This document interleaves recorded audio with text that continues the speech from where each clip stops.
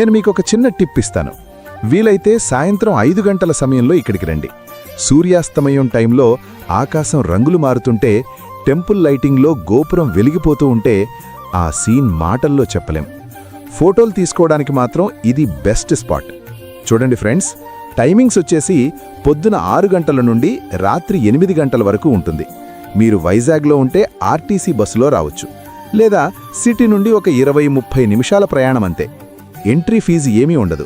ఫ్యామిలీతో వస్తే మాత్రం ఒక మంచి సాయంత్రాన్ని ఇక్కడ గడపొచ్చు. చూడండి ఫ్రెండ్స్, టైమింగ్స్ వచ్చేసి పొద్దున 6 గంటల నుండి రాత్రి 8 గంటల వరకు ఉంటుంది.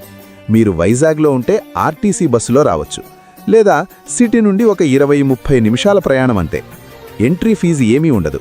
ఫ్యామిలీతో వస్తే మాత్రం ఒక మంచి సాయంత్రాన్ని ఇక్కడ గడపొచ్చు.